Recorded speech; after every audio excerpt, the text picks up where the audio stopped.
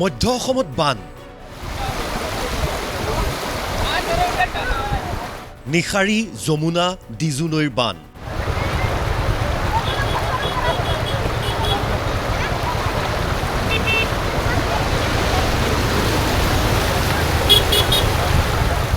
উজনি অসমৰ ভয়াবহ বানৰ লগতে মধ্য অসমতো বান আহিছে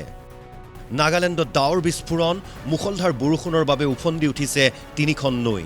যমুনা নৈৰ বাঢ়নি পানীত জলমগ্ন হৈছে দবকাৰ বহু অঞ্চল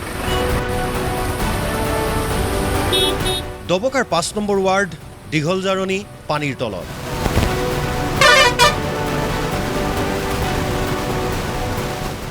সৰুপথাৰ যমুনামুখ সংযোগী পথৰ ওপৰেৰে বাগৰিছে পানী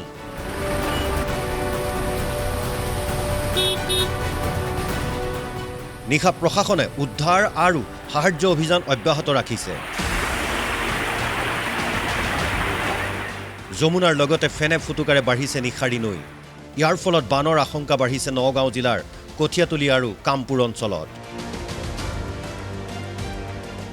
নিশাৰীৰ পানীত ডুব গৈছে গৰুবন্ধাৰ কৃষিভূমি পানী সোমাইছে মানুহৰ ঘৰত পথৰ ওপৰেৰে বাগৰিছে পানী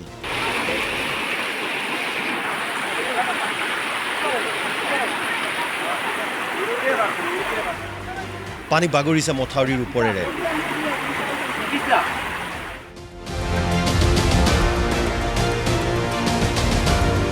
আজি ৩-৪ দিনৰ পৰা পানীটো বাঢ়ি আছে বাঢ়ি পেলাই মাথাউৰি বহুত জেগাত তল গ'ল গড়বাৰী খেতিপথাৰ এইবিলাক মানে অনিষ্ট হৈছে গৰু ছাগলী বহুত মানে খেতিপথাৰ অনিষ্ট হৈ আছে মানুহ পানী সোমাইছে ঘৰত মানুহবিলাক ৰিজাৰ্ভত মানে কেম্প বনাই আছে এইটো দেউৰী পথাৰ পৰিছে কটীয়া পাম দেউৰী পথাৰ আজি ৫ দিন হৈ গ'ল পানীটো বাঢ়ি আছে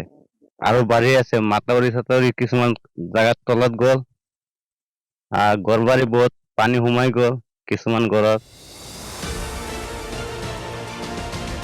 নিশাৰীত পানী অধিক বাঢ়িলে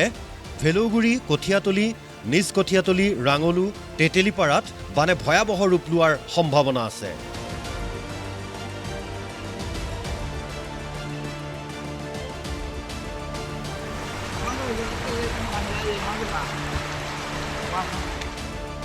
সামগুৰিৰ বান পৰিস্থিতিও অপৰিৱৰ্তিত ডিজু নৈৰ বানে বুঢ়াইছে সামগুৰি ৰাজহ চক্ৰৰ অন্তৰ্গত ডিজু বস্তি শিয়ালেখাইটি খলিহামাৰী আদি অঞ্চল ৫,০০০তকৈ অধিক লোক বানৰ কবলত পৰিছে বানে ছিঙিলে শিয়ালেখাইটি আমনি সংযোগী পথ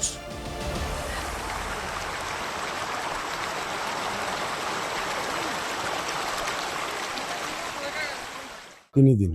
এইটো পাহাৰৰ পৰা পানীটো পৰিলে আৰু তাত আৰু আগতো সেইপিনে ৰাস্তা আছিলে সেইপিনে ৰাস্তা নাই এইটো চব বন্ধ কৰি দিলে সেইটো কাৰণে পানীটো ইয়াতে উঠি যায়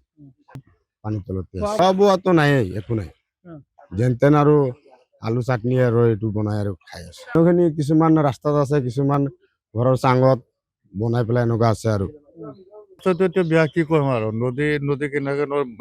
মাথাউৰি এটা হ'লে মানে আমাৰ সুবিধা হ'লে হয় ডিজু নৈৰ বানে হাহাকাৰ অৱস্থাৰ সৃষ্টি কৰিছে এতিয়া কেৱল পানী কমালৈ অপেক্ষা কৰিছে বানাক্ৰান্তই পানী বাঢ়িব সোমাই আছে পানী আমি 12টা বজাত যিমানটো পানী হৈছিল ইমানটো পানীৰ পৰা এতিয়া বহুত আৰু আগবাঢ়ি ব্যুৰো ৰিপৰ্ট অসম লাইভ 24